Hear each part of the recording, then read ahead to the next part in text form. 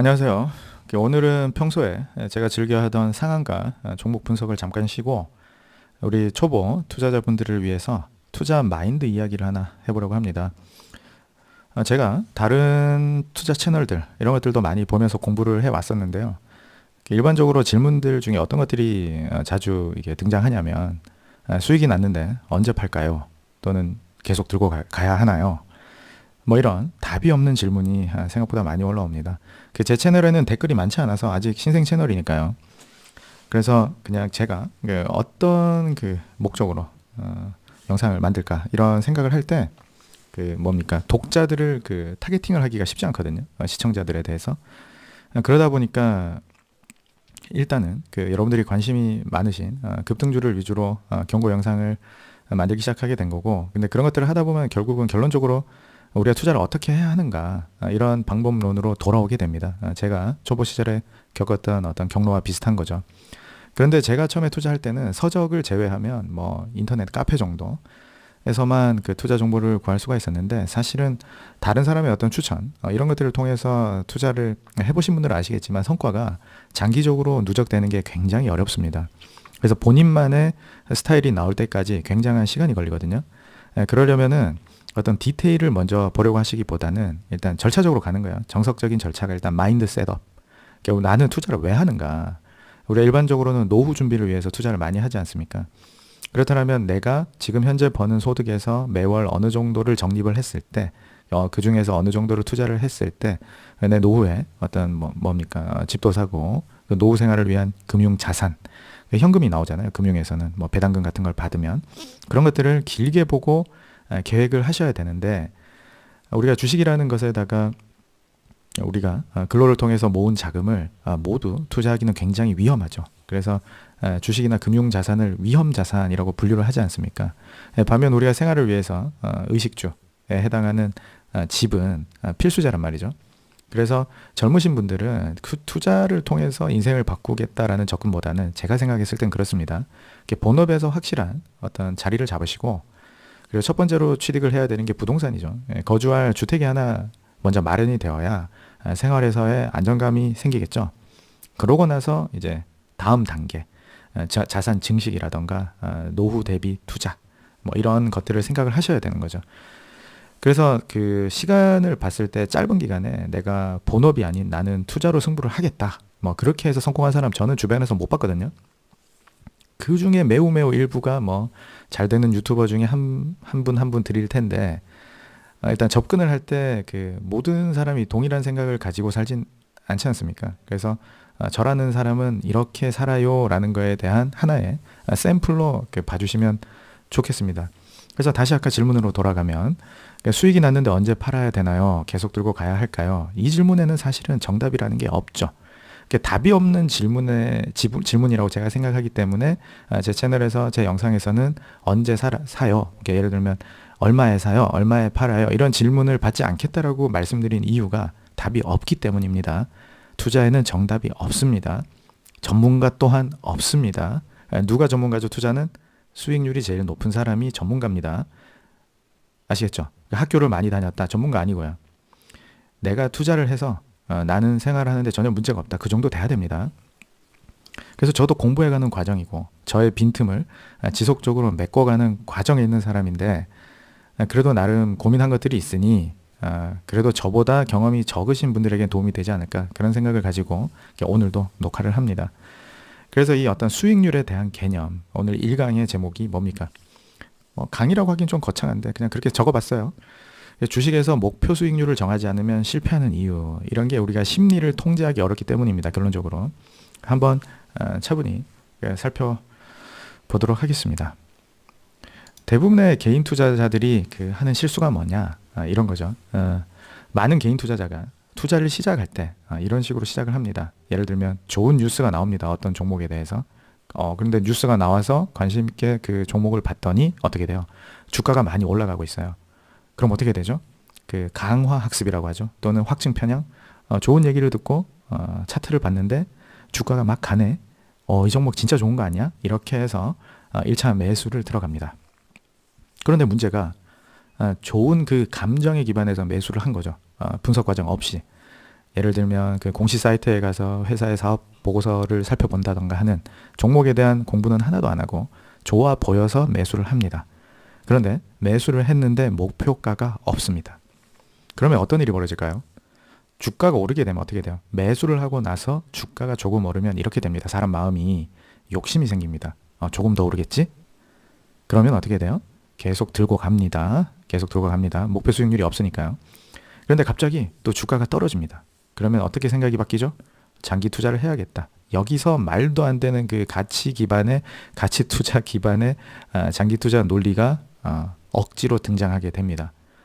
매수할 때 과연 그 종목을 장기 투자하기 위해서 샀을까요? 이런 분들이 그럴 리가 없겠죠. 그러니까 주가가 떨어지면 개인의 선택을 합리화하는 말도 안 되는 과정으로 흘러갑니다. 그럴 때 등장하는 게 장기 투자예요. 그러면 제가 말씀드린 것처럼 수익이 날 때는 욕심을 부리고 손실이 나면 장기 투자가 되는데 이게 왜 그러냐는 거죠. 그것이 종목을 선택을 잘못했기 때문이 아니라 나만의 목표 수익에 대한 기준점이 없기 때문입니다. 이해되시죠? 그러면 목표 수익률이 왜 필요할까? 이거에 대해서 우리가 생각을 해야 되는데 첫 번째가 제가 지금 말씀드린 것처럼 목표 수익률을 가지고 있으면 판단의 기준이 생겨요. 예를 들어서 내 목표 수익률이 20%라고 가정해 보겠습니다. 그러면 주가가 20% 정도 상승을 했을 때 이런 질문을 할 수 있습니다. 자기 자신에게 내 목표 수익률은 이미 달성했는데 굳이 더 위험을 감수할 필요가 있을까? 이런 생각을 하게 되겠죠. 왜냐하면 기준이 있으니까요. 그런데 이렇게 되면 좋은 점이 있어요. 뭐가 좋죠? 두 번째가 아니라 좋은 점. 목표 수익률이 있을 때는 판단 기준이 있다는 첫 번째 장점이 있고 두 번째가 뭔가요? 욕심을 통제할 수 있단 말이에요.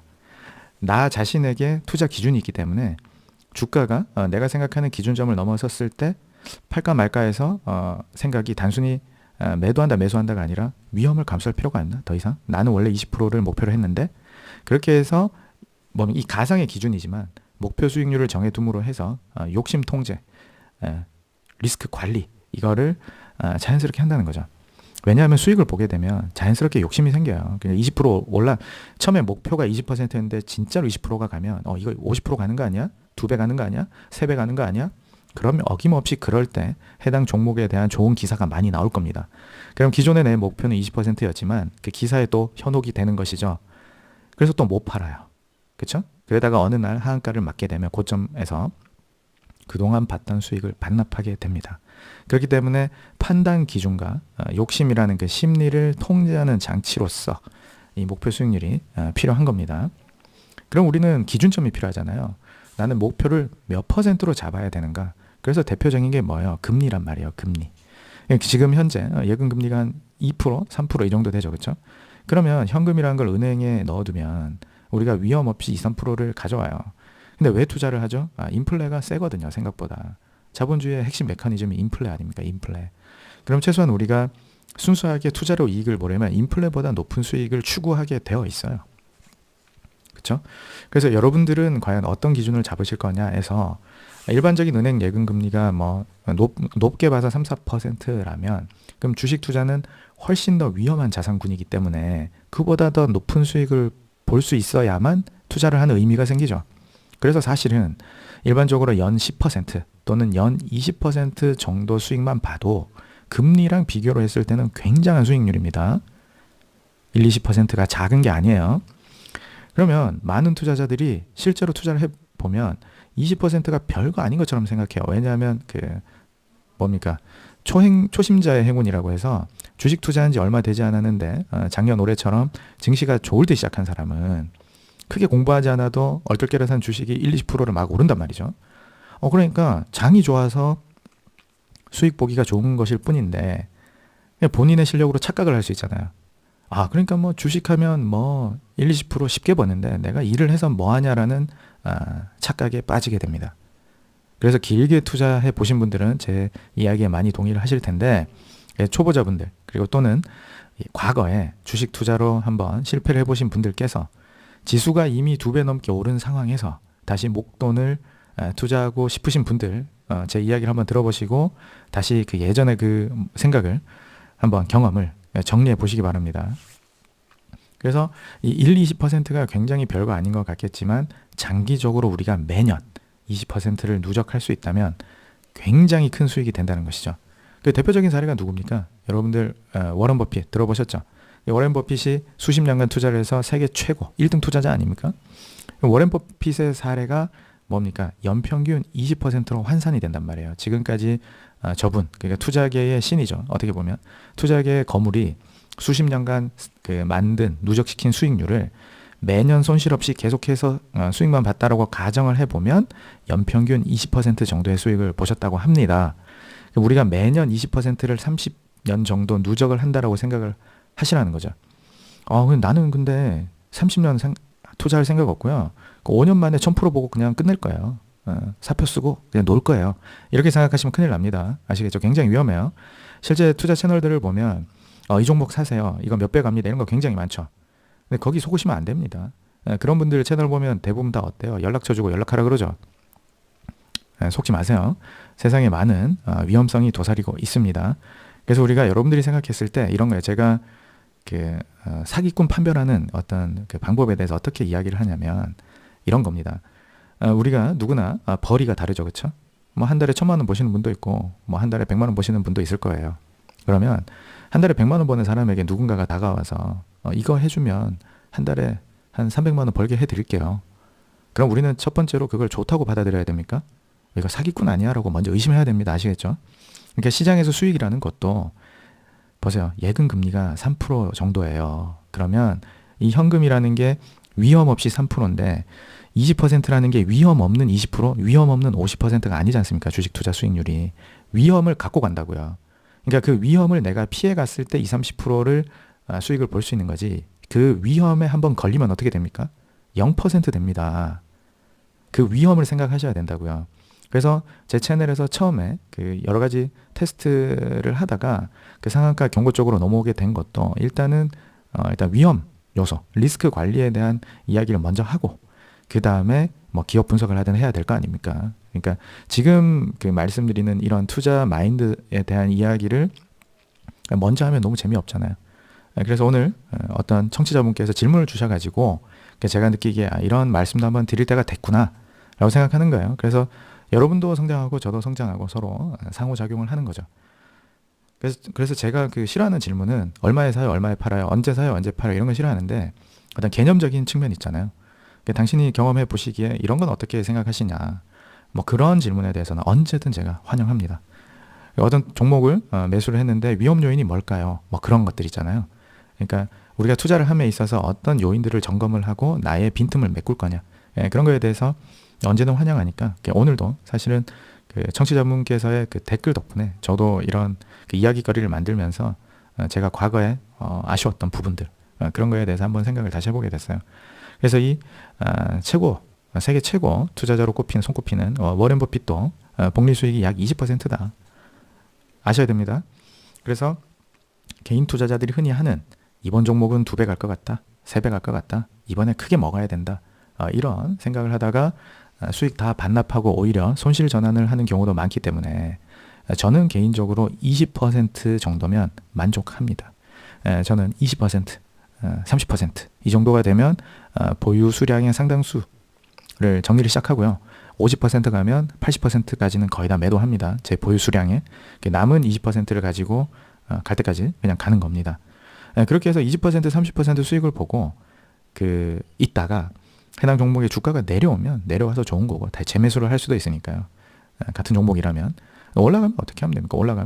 올라가면 여러분들 내가 못 먹어서 안타깝다 이렇게 생각하지 마시고요. 내가 30% 수익을 봤으니까 다른 분들도 30% 보시고 우리 이웃들이 다들 자산 증식에 성공하는구나 이렇게 좋게 생각을 해주시면 좋겠습니다. 아시겠죠? 혼자 독식을 하겠다. 굉장히 위험합니다. 투자의 세계에서는. 아시겠죠? 옛날에 까치밥이라는 말이 있지 않습니까? 그런 겁니다.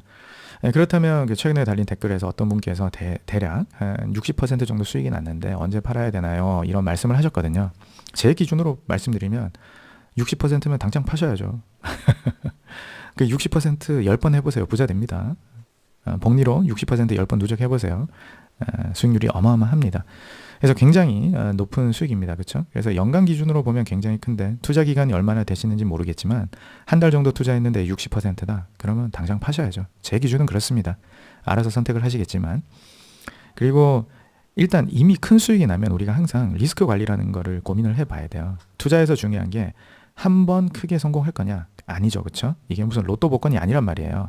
그러니까 투자라는 거는 우리가 지속 가능하도록 만들어야 돼요. 시장에서 오랫동안 내가 살아남아야 된다는 거죠. 예, 그래서 약간 이해를 돕기 위해서 조금 저렴한 표현을 해보자면 한 종목에 몰빵해서 인생 역전하겠다, 그렇게 생각하시면 안 됩니다. 장기적으로 자산 증식을 도모하는 데 있어서 이런 생각은 굉장히 위험한 발상입니다.